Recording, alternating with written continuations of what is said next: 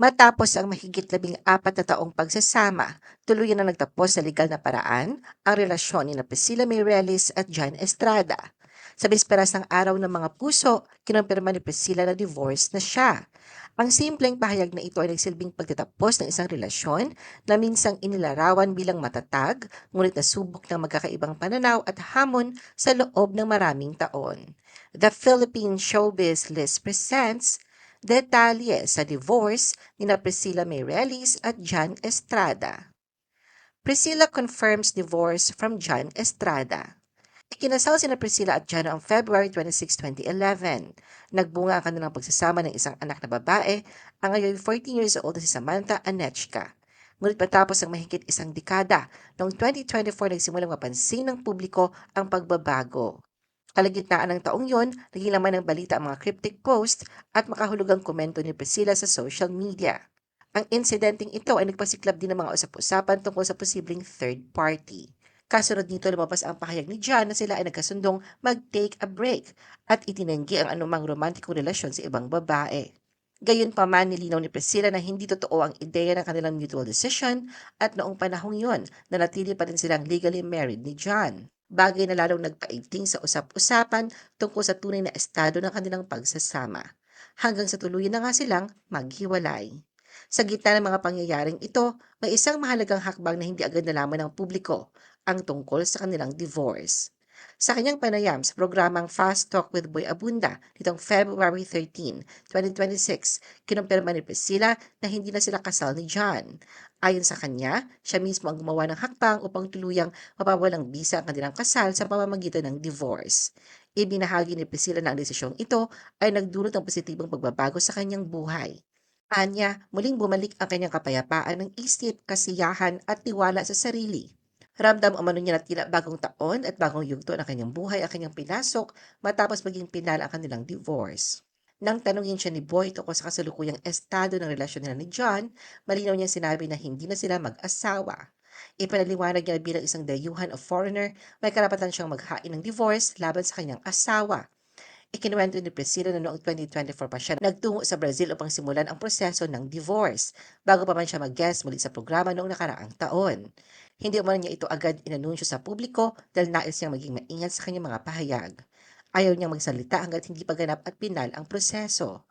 Para kay Priscilla, mahalagang kapag nagsalita siya ay katotohanan na at may basing legal ang kanyang sinasabi. Sa Brazil, inayos niya raw ang lahat ng kinakailangang dokumento at nagdalaga ng power of attorney sa kanyang abogado upang ipagpatuloy ang aplikasyon ng divorce kahit wala siya roon. Bagamat sa Pilipinas sila ikinasal, ipinaliwanag ni Priscilla na ipinarehistro rin niya ang kanilang kasal sa Brazil. Dahil dito, ang kanilang kasal ay kinikilalang legal sa parehong bansa. Gayunpaman, bilang isang Brazilian citizen, may karapatan siyang magpa-divorce alinsunod sa batas ng kanyang bansa kung saan pinahihintulutan ang divorce. From planned annulment to final divorce. Ibinunyag ni Priscilla na bago pa man siya tuluyang nagpasya na maghain ng divorce sa Brazil, una muna niyang ikononsidera ang pagpapawalang bisa ng kanyang kasal sa Pilipinas sa pamamagitan ng annulment. Ayon sa kanya, nagsimula na siya mag-isip at magproseso ng mga kinakailangang hakbang para rito. Gayunpaman, hindi ito natuloy dahil sa pagdating ng COVID pandemic noong 2020 na nagdulot ng matinding pagkakaantala sa mga legal na proseso at personal na plano. Hindi umano biglaan ang kanyang desisyon, sa halip bunga ito ng mahabang panahon ng pagninilay at pagharap sa realidad ng kanilang relasyon. Dagdag pa ni Priscilla, noong mga panahong yon ay hindi pa niya maaaring ituloy ang divorce sa Brazil dahil hindi pa rehistrado roon ang kanilang kasal. Dahil dito, wala pa siyang legal na batayan upang maghain ng divorce sa kanyang bansa. Ngunit kalaunan may mga pagbabagong naganap sa batas na nagbigay sa kanya ng pagkakataong mairehistro ang kanilang kasal sa Brazil nang siya mismo ang kumilos para rito. Nang tuluyan ng mairehistro ang kasal, nagkaroon daw siya ng legal na karapatan na magsampa ng divorce. Para kay Priscilla, ang hakbang na ito ay hindi lamang isang legal na proseso, kundi isang personal na desisyon na matagal na niyang dinadala sa kanyang puso at isipan. Ipinaliwanag niya na nagpasya siyang tuluyang wakasan ang kanilang kasal dahil para sa kanya, hindi na ito valid sa emosyonal at personal na aspeto. Hindi na raw niya nakikita ang sarili na magbabahagi pa ng buhay sa taong yun.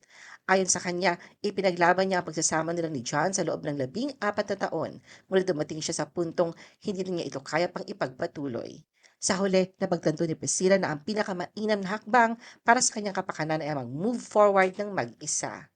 Ang desisyon niyang ito ay bunga ng maraming pinagdaanan at malalim na pag-unawa sa kung ano ang makakabuti para sa kanyang kinabukasan. Facing the fallout, John Estrada's response. Sa panayam, ibinahagi rin ni Priscilla kung paano tinanggap ni John ang kanyang desisyon na tuluyan ng wakasan ang kanilang kasal. Ayon sa kanya, hindi naging masaya si John nang sabihin niya ang tungkol sa divorce. Naipaalam na raw ito kay John noong nakaraang taon. Ito rin daw ang dahilan kung bakit nagbigay ng panayam si John na tila may balak muling ikasal kay Priscilla. Isang maling impresyon na agad niyang nilinaw. Inamin niya ang unang reaksyon ni John ay tanungin siya kung bakit niya ginawa ang divorce. Ipinaliwanag naman daw ni Priscilla kay John ang kanyang panig. Sinabi niyang hindi na niya nakikita ang sarili na magbahagi pa ng buhay kasama ito bilang asawa, kapareha at kasama sa hinaharap. Para sa kanya, wala nang sapat na dahilan upang manatili sa isang kasal kung hindi na niya nakikita ang kinabukasan kasama ang taong yon. Dagdag pa ni Priscilla, marami na raw ang nagbago sa kanilang relasyon. Hindi na umano magkatugma ang kanilang mga interes, mga pagpapahalaga at maging ang mga bagay na kanilang inaasam para sa hinaharap. Sa kanyang pananaw, para na lamang daw silang magkasamang nakatira ni John sa iisang bahay, ngunit wala nang malalim na koneksyon at iisang direksyon. Dahil dito, hindi na umano makatwiran para sa kanya na manatili sa isang relasyon na pakiramdam niya ay wala ng patutunguhan. Ibinahagi rin ni Priscilla na bago siya tuluyang nagdesisyon, marami siyang sinubukang paraan upang mailigtas ang kanilang pagsasama.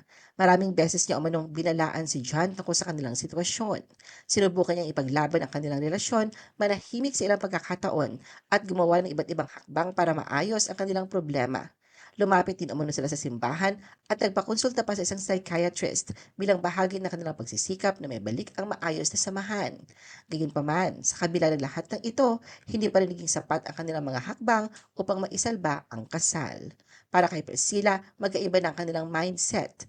Ayon sa kanya, ang nais niya ay iligtas ang kanilang pamilya, samantalang iba umano ang naging focus ni John. Dahil dito, lalo niya naramdaman ang pagkakaiba ng kanilang pananaw at prioridad. Ayon kay Priscilla, labis na nalungkot si John sa kanyang desisyon. Anya, tila ngayon lamang daw tuluyan nitong naunawaan ang seryosong kalagayan ng kanilang relasyon. Marami raw siyang ginawa na hindi inaasahan ni John, kaya't nagulat ito sa mga pangyayari. Pero ayon kay Priscilla, matagal na siyang naroon sa sitwasyong yon kung saan ay matagal nang nag-iisip at naghahanda sa posibilidad na tuluyang wakasan ang kanilang pagsasama. John and Priscilla's daughter's reaction to divorce. Sa divorce na ni John, ibinahagi ni Priscilla ang damdamin at reaksyon ng kanilang anak. Ayon kay Priscilla, ipinakita ni Anechka ang kanyang pag-unawa at pagmamahal at sinabi sa kanya na gawin niya ang pinakamainam para sa sarili at kay John kahit pa maghiwalay sila. Sa mga salita ng anak, ang pinakamahalaga daw sa kanya ay makita ang kanyang ina na masaya kaya't ipinakita niya ang tiwala sa desisyon ni Priscilla. Sa kabila ng hiwalayan, pinuri ni Priscilla si John bilang mabuting ama at provider ng kanilang anak. Ayon sa kanya, kahit na hindi lagi naging perpektong asawa si John, naniniwala siyang mahal niya ang kanilang anak at hangad niyang ipagpatuloy ang kanyang responsibilidad bilang ama. Ipinaliwanag ni Priscilla kay John na ang anumang obligasyon niya sa anak ay dapat tuparin at siya lamang ang nakapamagitan sa pagitan nila. Ngunit sa huli, malinaw na ang suporta ng ama sa kanyang anak ay hindi maikakaila. The truth behind the split. Sa loob ng kanilang pagsasama ni John, nilinaw naman ni Priscilla ang impresyon ng ilang tao na siya isang martir na asawa. Ayon sa kanya, hindi niya tinuturing ang sarili bilang martir. Ang kanyang pananatili at pagkikipaglaban na raw sa relasyon ay hindi dahil sa pagtitiis lamang, kundi dahil ipinaglalaban niya ang kanyang pamilya, ang kanyang sarili at ang kanilang anak. Ipinahayag ni Priscilla na dumating siya sa puntong tila na ubos na siya, emosyonal at mental dahil sa patuloy na pagsubok sa kanilang pagsasama. Anya, may hangganan din ang kakayahan ng isang tao na magbigay at magtiis. Na mapagtanto daw niyang hindi na nakabubuti sa kanyang kapakanan ang sitwasyon at wala na siya nakikitang pagbuti pa nito, doon niya napagdesisyon na kailangan na niyang kumawala. Nang tanungin siya kung may third party bang sangkot sa kanilang paghihiwalay, natawa si Priscilla bago sumagot. Sa pabirong tono, sinabi niyang hindi lamang isa, kundi tila marami. Bagamat may halong biro ang kanyang sagot, ibinahagi rin ni Priscilla ang isang mahalagang usapan nila ni John bago sila ikasal. Ayon sa kanya, naging bukas si John tungkol sa kanyang nakaraan at hindi ito naglihim. Nagkaroon umano sila ng pangako sa isa't isa at tiniyak ni John noon na magbabago siya para sa kanya dahil mahal niya ito at nais siyang maging masabuting tao para sa kanilang magiging pamilya. Ngunit sa paglipas ng panahon, naramdaman daw ni Priscilla na tila hindi natupad ang mga pagbabagong iyon. Para sa kanya, ang mga pangakong binitaw ni John bago ang kanilang kasal ay hindi lubusang naisabuhay. Ang kanyang desisyon na wakasan ang kanilang pagsasama ay hindi lamang daw dahil sa iisang dahilan, kundi bunga na naipong mga pangyayari at ng unti-unting pagkawala ng pag-asang maibabalik pa ang dating pundasyon ng kanilang relasyon. Ano ang masasabi mo sa video na ito? Mag-like o mag-react at huwag mahiyang mag-comment. For our YouTube viewers, huwag kalimutan mag-subscribe at i-hit ang notification button. At para sa aming Facebook viewers, mag-like at follow sa aming Facebook page para updated ka sa mga showbiz chika. Thanks for watching!